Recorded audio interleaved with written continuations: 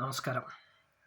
കേരളത്തിലെ ഈ അടുത്ത കാലത്തായിട്ട് ഏറ്റവും മികച്ച രീതിയിൽ നടന്നുകൊണ്ടിരിക്കുന്ന ഒരു കച്ചവടത്തെക്കുറിച്ച് പറയാൻ വേണ്ടിയിട്ടാണ് ഇപ്പോൾ വന്നത്. വളരെ കുറഞ്ഞ മുതൽ മുടക്കിൽ അല്ലെങ്കിൽ മുതൽ മുടക്കൊന്നുമില്ലാതെ ഏറ്റവും കൂടുതൽ ലാഭമുണ്ടാക്കാൻ കഴിയുന്ന ഒരു കച്ചവടമാണ് ചാരിറ്റി എന്ന് പറഞ്ഞിട്ടുള്ള പ്രവൃത്തി. നമ്മുടെ നാട്ടിൽ ഈ അടുത്ത കാലത്തായിട്ടാണ് ഇതൊരു കച്ചവട രീതിയിലേക്ക് മാറിയിട്ടുള്ളത്. എല്ലാവർക്കും അറിയാവുന്നതാണ്. പലപ്പോഴും യാതൊരുവിധ മുതൽ മുടക്കും ഇല്ലാതെയും അതുമല്ലെങ്കിൽ വളരെ കുറഞ്ഞ മുതൽ മുടക്കിലും ചെയ്യാൻ പറ്റുന്ന ഒരു കച്ചവടമായിട്ട് നമ്മുടെ നാട്ടിൽ ചാരിറ്റി മാറി എന്നുള്ളത് വളരെയധികം ലജ്ജിക്കേണ്ട ഒരു വിഷയം തന്നെയാണ്. വിയർപ്പിൻ്റെ അസുഖമുള്ള ഒരുപാട് ആളുകൾ ഈ ഒരു കച്ചവടത്തിലേക്ക് ഇറങ്ങി തിരിച്ചിട്ടുണ്ട് എന്നുള്ളതാണ് വസ്തുത. അതുപോലെ തന്നെ ഇതിനായി ഈ പറഞ്ഞ ആളുകൾ, വിയർപ്പിൻ്റെ അസുഖമുള്ള ആളുകൾ തിരഞ്ഞെടുക്കുന്നത് വളരെയധികം ബുദ്ധിമുട്ട് അനുഭവിക്കുന്ന പാവപ്പെട്ട ആളുകളെയാണ്. അവരുടെ നിസ്സഹായ അവസ്ഥയെ വളരെയധികം ചൂഷണം ചെയ്തുകൊണ്ട് ഈ പറഞ്ഞ വിയർപ്പിൻ്റെ അസുഖമുള്ള ചാരിറ്റി പ്രവർത്തകർ ഒരുപാട് പണമുണ്ടാക്കുന്നു. അവരുടെ അവസ്ഥ എത്രത്തോളം ഭയാനകമാണെന്നും ഒക്കെ പറഞ്ഞ് അതിൻ്റെ അവസ്ഥ വീഡിയോ എടുത്ത് ഷൂട്ട് ചെയ്ത് നിസ്സഹായ അവസ്ഥയെ മുഴുവൻ ശരിക്കും പറഞ്ഞു കഴിഞ്ഞാൽ പരസ്യം ചെയ്തുകൊണ്ട്, അതല്ലെങ്കിൽ അതിനെ പരമാവധി ചൂഷണം ചെയ്തുകൊണ്ടാണ് ഇത്തരത്തിലുള്ള ആളുകൾ ജീവിക്കുന്നത്.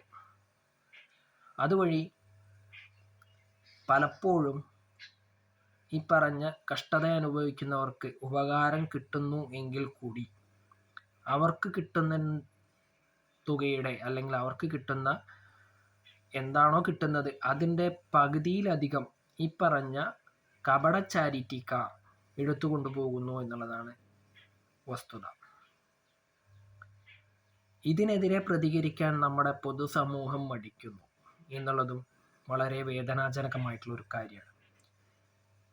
സാധാരണക്കാരിൽ സാധാരണക്കാരും അതുപോലെ തന്നെ നിത്യവൃത്തിക്ക് കഷ്ടത അനുഭവിക്കുന്നവരൊക്കെയാണ് പലപ്പോഴും ഈ വക ചാരിറ്റി പ്രവർത്തകരുടെ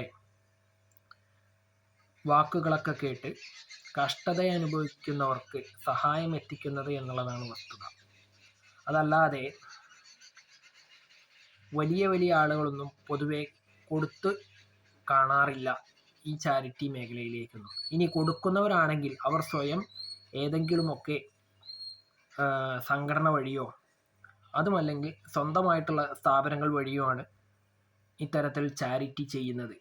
അതാണെങ്കിൽ ഇതുപോലെ പലരും പരസ്യമാക്കാറില്ലെന്ന് മാത്രമല്ല, കൃത്യമായി എത്തേണ്ടടുത്ത് എത്തുന്നു എന്നുള്ളത് അവർ ഉറപ്പുവരുത്താൻ കൂടി ശ്രമിക്കുന്നു. എന്നാൽ നമ്മുടെ നാട്ടിൽ ഈ വക കപട തരത്തിലൂടെയുള്ള പ്രവർത്തികൾ ചെയ്യുന്ന ഒരുപാട് ചാരിറ്റിക്കാർ ഉള്ളതുകൊണ്ട് തന്നെ ആരെ വിശ്വസിക്കണം, ഏതാണ് യഥാർത്ഥ ചാരിറ്റി എന്നും അല്ലെങ്കിൽ ആരാണ് യഥാർത്ഥ ചാരിറ്റി പ്രവർത്തകനെന്നും നമുക്ക് മനസ്സിലാക്കാൻ വളരെ ബുദ്ധിമുട്ടുള്ള ഒരു കാലത്തിലൂടെയാണ് നമ്മൾ കടന്നു പോകുന്നത്. നമ്മൾ ചെയ്യേണ്ടത്, എൻ്റെ ഒരു അഭിപ്രായത്തിൽ, ഇത്തരത്തിൽ കപടത്തരത്തിലൂടെ അല്ലെങ്കിൽ കള്ളത്തരത്തിലൂടെയുള്ള ചാരിറ്റി ചെയ്യുന്നവരുടെ പൊയ്മുഖം പൊതുജനമധ്യത്തിൽ വലിച്ചു കയറുകയും അവർ ചെയ്യുന്ന പ്രവൃത്തി തെറ്റാണെന്ന് പൊതുസമൂഹത്തെ ബോധ്യപ്പെടുത്തുകയും അതുവഴി അവരെ ഇതിൽ നിന്ന് പിന്തിരിപ്പിക്കാൻ ശ്രമിക്കുകയും വേണം.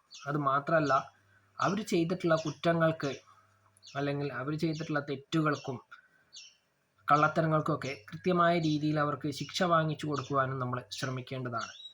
അതുപോലെ അവർ ഏറ്റെടുത്തിട്ടുള്ള ചാരിറ്റി പ്രവർത്തനം എത്രത്തോളം വസ്തുതാപരവും സത്യസന്ധവുമാണെന്നും അന്വേഷിച്ച് അതിൽ കൃത്യമായ അവർ ഈ ചാരിറ്റിയുടെ പേരിൽ പിരിച്ചെടുക്കപ്പെട്ടിട്ടുള്ള തുക മുഴുവൻ ഈ പറഞ്ഞ കപട ചാരിറ്റിക്കാരിൽ നിന്നും പിടിച്ചു വാങ്ങി യഥാർത്ഥ ആളുകളിലേക്ക് എത്തിക്കാൻ വേണ്ടി നമ്മൾ ശ്രമിക്കണം എന്നുകൂടി എനിക്കൊരു അഭിപ്രായമുണ്ട്. എത്രത്തോളം ശരിയാവും എന്നൊന്നും പറയാൻ പറ്റില്ലെങ്കിലും എല്ലാവരും ഒന്ന് ഒത്തുപിടിച്ചാൽ തീരാവുന്ന പ്രശ്നം മാത്രമാണ് ഈ ചാരിറ്റിയിലെ കപടതകൾ എന്നാണ് എൻ്റെ ഒരു അഭിപ്രായം.